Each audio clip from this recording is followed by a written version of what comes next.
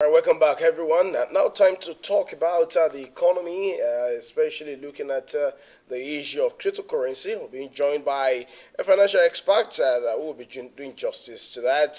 It's Mr. Lushola Akimbo. Good morning. Thank you very much for joining us. Thank you so much for having me. Now, the preponderance of opinion in town is that government has banned cryptocurrency. Some said no, it's not a ban. Some say it's a suspension. You are a financial expert. You've been in this business for long. What do you make out of the, maybe we call it restriction, maybe it's a ban, what do you call it? Um, for me, based on what the CBN did put out, the CBN does not have control over crypto at the moment. At least within the space of Nigeria, they do not have it because crypto is something that happens on the internet. So irrespective of your location, you can get it done.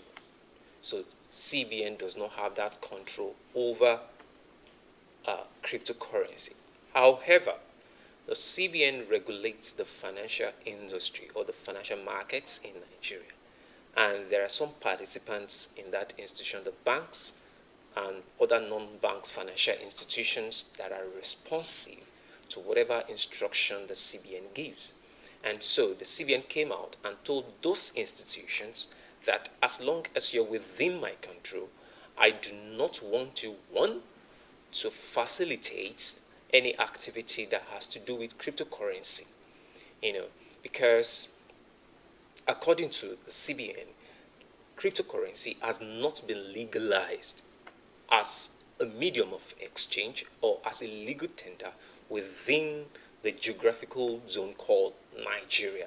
And the CBN and the Security Exchange Commission are the two bodies that are empowered to be able to control or give a legal framework of how cryptocurrency ought to work in Nigeria. Now, what the CBN has done is that they are not saying that individual cannot because they do not have control over internet, but that if you want to trade it within the Nigerian space, then you cannot go in through our formal channel, which is the bank, the financial institutions and all of that. What's our problem with cryptocurrency? Is cryptocurrency the problem of the Nigerian economy? Why should we bother ourselves so much about cryptocurrency, forgetting other factors that interrelate in affecting national economy? Now, cryptocurrency, there is no economy in the world that cryptocurrency cannot affect. It can bring down your core economy, actually. It can attack it. For instance, now let me look at it as from a layman perspective. You have individuals who have billions of naira, for instance, and let's say 10 billion, 2 billion, and everything sums up to be a trillion naira. And these individuals decide to say, I want to go into cryptocurrency. What you've done is that you've demanded for more dollars. That weakens the naira. So you move the fund off the Nigerian market, you've placed it on an international platform, so the investment that could have gone into Nigeria is out. So it affects the economy. So now, that demand for the USD puts pressure on the naira. That's a kind of devaluation, whatever comes in, because for your currency to be strong, there must be there must be a demand for that, currency. So the more you demand for the US dollar, through any means, whether crypto, whether importations and all of that, you're strengthening the dollar and weakening your currency. So that is why government all over the world will be careful about it. And it's not just Nigeria that is careful about it, because things happen in in the cryptocurrency world that a lot of people do not. And in fact, everything about cryptocurrency, it comes out of what we call in finance decentralized finance. And decentralized finance is just people coming to say, oh, we do not want to have a central control body over finance any longer, because you have a CBN and the likes telling you this is how banks should do, these are the things you should do. So people don't want that any longer, and so for various reasons, the cost of me moving money from Nigeria to the US is too high. Okay, is their enemy. That is what one of the problems that things like cryptocurrency try to solve. But however, even though there are transactional costs, implications, and all of that, there are still problems in cryptocurrency. Why? For instance, I would say the major problem is financial, money laundering. That's why financial institutions or central banks should be careful of what's going on in the cryptocurrency world. Sometimes ago, there was a problem in Nigeria between Nigerian CBN, Central Bank of Nigeria, and MTN, a telecom. That okay, you repatriated certain amount of money. Why were they able to get that? Because there were records that okay, this is what you did at so point in time. Now in crypto, you don't have such records, so they made us to believe that such cannot be traced. Now imagine MTN moves such money through that channel, and it's gone. So that is it. The central bank will not have control over anything happening in the crypto world. That is the thing. Then apart from that, just yesterday, something happened recently in the US. I'm sure maybe if you've been following the news, you observe there's been a power outage in some place. I mean, no, not power, it's energy problem. Gas, and people start buying fuel into jerry cans and all of that. Now, a particular company, the major problem was led to a cyber attack. Now, a Colonia is the name of the company, and the hackers contacted the company to pay them, according to tweets that I got from Bloomberg and all of that, to pay them. And the company had to pay $5 million in cryptocurrency, no trace. So, now, if that is the problem, that is why central bankers across the world will be, hey, look, if we allow this to stand, it's going to create serious problem later in future and all of that. So it affects the economy. Okay, to every problem, there's always a solution. And before now, when corruption was in place, people do launder money, and they can't be traced. That's but they put mechanism, they put structures together so as to follow up and know how the money was transacted, was transferred from one account to the other. Do you think that it's high time central banks of different countries, came together to find a way out, so that this crypto can be accepted? Because a large number of people are now going into cryptocurrencies dealings. You find these one different names, me attached to these, and so many people along the line, they have gone down the drain. Because of what? Because of the money. Their money gone down the drain. They've gone down the drain as well. What do you think the central bankers around the world should put in place to guide against all these issues that we have as regards to crypto? Now, are there things central bankers can do? Yes. And I did discuss at a particular forum, and I explained that digital technology or digital finance is something that has come to stay. So we cannot run away from it. So that's what you're simply asking for, is for us to have regulations in place. But that is what cryptocurrency does not want. However, different central banks are coming up with, they are responding to that. For instance, in Europe, the ECB, that's the European Central Bank, is already coming up with, a digital coin, like crypto or whatever, that you can use for online transactions and all of that. So different, like even China has done something like that. And I believe Nigeria too will get to that level. We need to have our own coins. Yeah, now that is something that we can control. Because if you look at the blockchain, because that is the reason behind the blockchain technology, that is, there is no central control over it. That what control it simply would just be market forces, that is demand and supply. Now, for the people that you mentioned have been burnt as a result of cryptocurrency, what of the things I would say is that it's all over, even in financial markets. Any financial market, one of the principal thing we talk about is information asymmetry. They might not have access to such information to make them make proper decision, as per whether to buy or sell and when to buy or sell. Now, but one of the things you will need to know about crypto is that crypto is not your normal, usual financial assets, because it has something very, very critical, and that is the volatility, the rate at which prices changes. So I can come into the market now or into a particular coin, and possibly you're buying it at, let's say, $100 to a coin, and in the next 1 minute that thing rises to 300. It's possible for one, because you don't have all the market participant in a place. So the price goes and you are excited. And while you are excited, okay, let me give you some time. It comes down to $10 per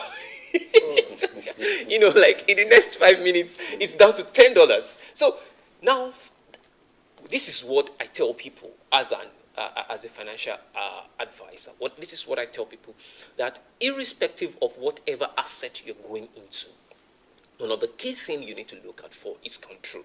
Who is controlling this? Who has information? Who can pull this? Who can drag this that will affect me? And what are the things? So if you don't have enough knowledge about it. Okay, so that takes us to the area of how do we know which of the cryptos is fictitious, they are scams. Yeah. Now that's another problem, and that's where the place of regulation comes in. If it's regulated, you can say, these are the particular cryptos that are. But in a case where there is no regulation, it's free for all. Anyone can come in. Anybody can say, I have a coin. I've developed something. I've been able to mine something, some data, blah, blah, blah, blah. And so you come on board. I will buy whatever. So it's valid at that time. It might be valid now. In the next 1 minute, the person sees that I'm going to lose some money, and decided to, crash the coin or whatever and cash out himself. And every one of you that have bought the coin, you're at a loss. Now, that is the thing. That is the importance of government regulation. I would say it's important for central banks to get to a level where this is regulated. But if they do not want it, then we have to create an alternative somehow, to be able to. But basically, what people want is the easy access for me to be able to, buy and transfer money to the US or any other country without referring to a financial bank. Because if I'm referring to a financial bank, it increases my cost. I have to let somebody know what I am doing and things like that. But at the same time, that's what the government wants. The government wants to be able to trace that if this thing happened, if there is money laundering, I can trace it. Like the example you gave initially, that, corruption and all of that. Now, government is able to trace that because there are records. Because for every money laundering activity that happens, there are 3 stages that are involved. You have the placement, the integration, and the third one. But basically, this is what somebody gets the dirty money out, looks for something legal to wash it. And so he steals the money or rob a bank or whatever, take the money and say, I want to buy a car, from a car dealer.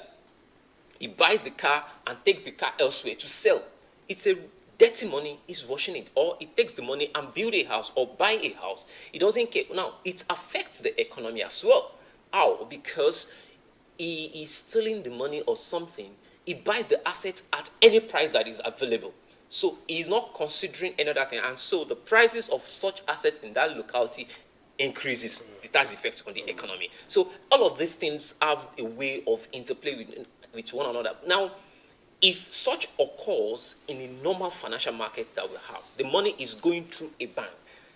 You can have SCOM, like special control units against money laundering, telling you that, okay, before you can do real estate, or you can go into motor vehicle, into jewelry and all of that, you have to be registered with the EFCC. So, and there is a report you send to them.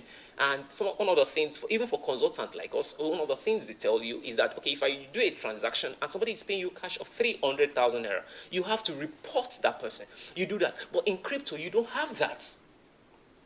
So if you don't have that, that platform becomes an enabler of corruption. So a lot has happened in the terrorist world and in terrorism and all of that, and that crypto has facilitated. That's what a lot of central bankers are saying, and it is vital, as in very vital, for government to do something about it. But the people who are the participant in it do not want any control. All of these loopholes, how easy can they be plugged so that, yes, we seem to now know that we cannot escape the influences of cryptocurrency on the economy. We cannot do away with it, whether or not a government likes it. There's a way people just deal in cryptocurrency. So, what can be done to plug the loopholes that would therefore make it less interfacing with corrupt tendencies? Now, for anything that is on the internet, there is always what we call the black side of internet or something like that. You can't totally block it. What you can simply do is regulation. You understand? What we can do is regulation. And apart from regulating that sector, if the sector does not want to be regulated, I would, like I said earlier, push that the central bank, people want to have a platform. Let's have the Nigerian digital coin, and it's not something strange. In fact, a particular financial institution in Nigeria tried the idea of coin some years back. I don't want to mention it, that I know, that I'm aware of. They tried the idea of coin. Okay, if you have this, we'll give you so coin. That's something like a digital coin, So, and that coin, you can use it to buy certain things. So, if we develop our own. Now, the thing is, there are different coins, Bitcoin, that coin, Ethereum, and all of that. There are so many of them. Who is controlling them? Which government? There is somebody somewhere that is controlling something. There is somebody somewhere that has the money that it can influence that market. So if I want to deal with a particular, and one of the things, don't forget, there is serious currency war going on. So if I want to deal with the country, and I know that they are participating so well in the crypto world, I can go after them indirectly. So are you saying that there are no positives to take out of participating in cryptos now? No. There are fundamental things. Now, one of the things that I wanted to know is that for every generation, there is a shift, or what we call wealth transfer. It occurs, and that's what the technology does for you. Anytime there is a new technology, there is a way some people are empowered to make money. When internet came, some people make money. And all of that. So that's how it's been. So the crypto world, or the cryptocurrency, the blockchain, whatever, it's trying to give money to certain individuals. Some people are getting richer. So I am not saying it's bad. No. This is the thing. Do you have the risk appetite for this particular thing? It's, like I said, it's very volatile. So what I would tell, let's say for instance now, if 3 individuals approach me, or 2 individuals, somebody who is just finishing school, university, he has 2 million naira or 5 million naira, and he says, oh, I want to risk. This risk appetite for a young person is different from an elderly man who has just finished working maybe in the civil servant and is being paid his gratuity or whatever for 5 million naira. 2 of them coming to meet me and say, do I invest in crypto? I won't tell the old man to invest in crypto, because by the time this thing goes down, the man is ready. He will always curse the day he met me, one way or the other. But the other young man can lose money and say, oh, life goes on. His friend supports him and things like that, and they say, oh, it's an experiment. It becomes a learning curve for that young person. So it's not for everyone. That's what I believe. It's, what is your risk appetite? Are you risk averse? Are you someone who loves risk? Can you take it without affecting your health? If you feel so, meet an advisor and take a decision. That's what I would say. I won't say go for it, and I won't say don't go for it. It depends on what you want, because what 2 of you have, if you have 2, your risk appetite level is different. So that means you'll be sitting on the fence. Yes, diplomatic about it. Well, on a lighter note now. Okay. When is it always advisable for someone who deals in cryptos should cash out? When should that person cash out? On a lighter note. Okay. Now, what I would say is the best time to go in is when you're having the rate. Normally, for any assets, when the prices are dropping heavily. And so it's good to have, don't be greedy.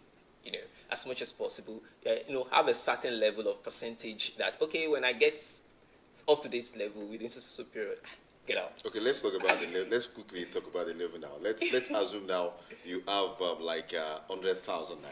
Okay. Okay, that you actually put into crypto. Okay. Crypto now, and okay, the prices rises And falls and or falls whatever. and falls like that. Yes. And that person at the end of the day, just like what we said earlier before we came on set, that Elon Musk did tweet something yesterday, and it affected the prices. Yes. And that's one thing about the crypto, Yes. is that like It responds to it responds to market information fast. very Yes. very well. And before you know it, in the next 24 hours, something that has been down from 100 down to like 30. Yes. Then after 24 hours, you can discover just that it shoot will just go to 200. Yes. So now, At that time, if let's say for instance, I get into the market at 30, it's 30 and I get into the market, and it gets to 300. Greed sometimes kills a lot of people. okay. So you don't have information. You don't have all. If you have information, because sometimes you have a situation where you come into a market at 30, for instance, it gets to 200, then it comes down to 150, comes down to 100, then goes to 500, for instance. Something like that happens. So if you have a long-term, depends on information. If you have a long-term information, then you can take a position.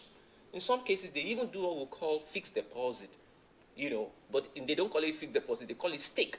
It's called stake. So you stake certain currency or certain coin and keep it there, that, okay, will be there for the next 6 months, for instance. And now, something like that, I know someone that did something like that. The person put about 50 MCO, now that's the coin.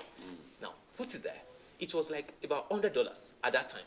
And it was there for like 6 months, and it didn't know that MCO coin is going out of the market.